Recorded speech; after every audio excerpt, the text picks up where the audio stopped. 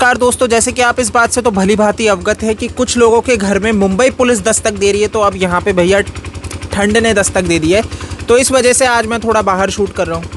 अब यार देखो, आपको मैं बताना चाहता हूँ, अर्नब गोस्वामी को गिरफ्तार कर लिया, सबने देखा घर में घुस के उनके। सुबह 6:30 बजे पहुँच जाती है रायगढ़ की पुलिस और मुंबई की पुलिस, और इवन कौन एनकाउंटर स्पेशलिस्ट और AK-47 जैसी राइफल लेके उनके घर में पहुँचा जाता है, जैसे किसी आतंकवादी को उधर दबोचने जा रहे हैं। उन्होंने हर संभव कोशिश की उस व्यक्ति के ऊपर टूटने की। ये सारी चीज़ें ऑन वीडियो पे हैं। आपने मेरा पिछला वीडियो देखा होगा, तो उसमें पूरा 17 मिनट का स्पेशल वीडियो तो वही है जो अर्नब गोस्वामी के घर में हुआ, किस तरीके से उनको ट्रीट किया गया।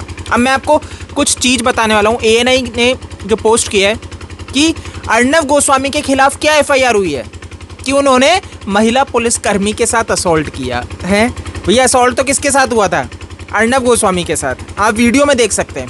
बट यहाँ पे मुंबई पुलिस ये दाव खेलती है कि अर्नब गोस्वामी ने महिला पुलिसकर्मी के ऊपर असॉल्ट किया।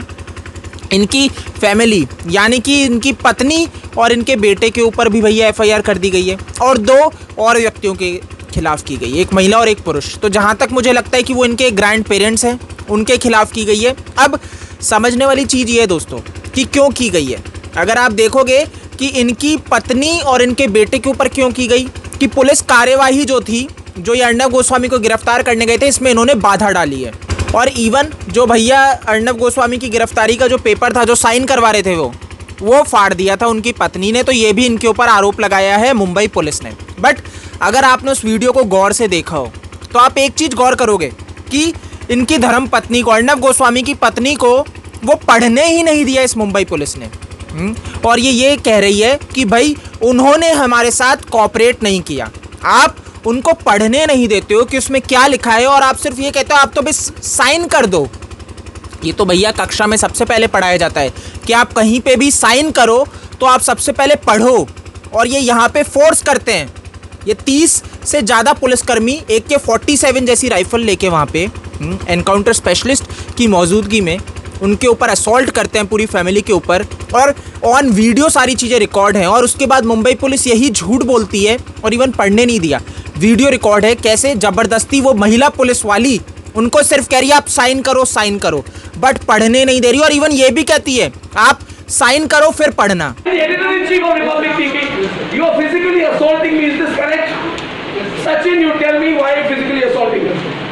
I will not accept physical assault. What you picking up? I'm what you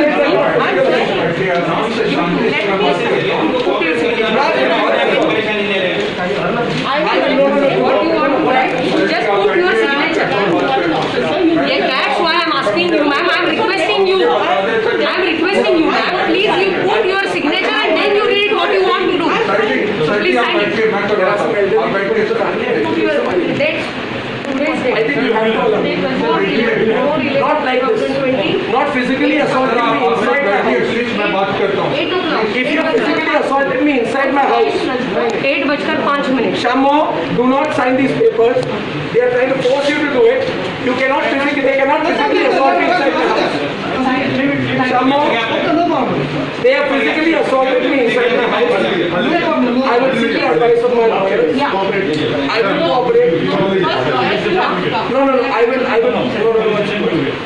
One second, cooperate. Listen to me, Sachin.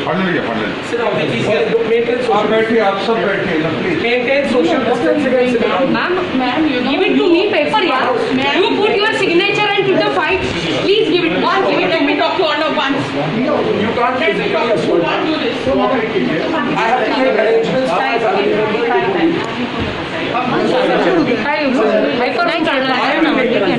I have elderly parents.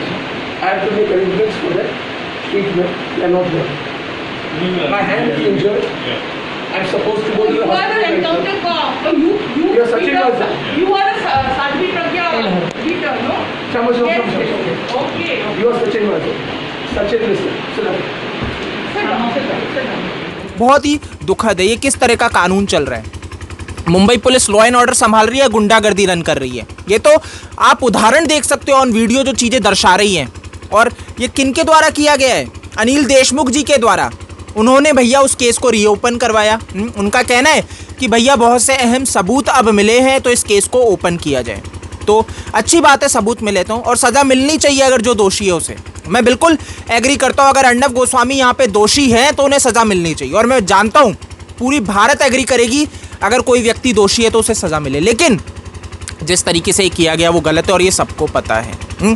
और अर्नब गोस्वामी को पुलिस तो चाह रही थी भैया 14 दिन की पुलिस कस्टडी में रखा जाए, तो मजिस्ट्रेट ने अपनी कस्टडी में रखा है, मतलब जुडिशियल कस्टडी में 14 दिन के लिए गए हैं। देखो ये शर्म की बात तो है, देश के लिए शर्म की बात है। देश के प्रधानमंत्री जी को इसके ऊपर बोलना चाहिए कि एक देश का पत्रकार, जो एक राष्ट्रवादी पत्रकार जो सत्य के साथ खड़ा था, सुशांत सिंह राजपूत के लिए लड़ रहा था, पालघर में साधुओं की जो हत्या की गई उनके लिए लड़ रहा था, उस व्यक्ति को किस तरीके से गिरफ्तार किया गया। और इस पर अगर प्रधानमंत्री नरेंद्र मोदी जी नहीं बोलते हैं तो बहुत दुखद है।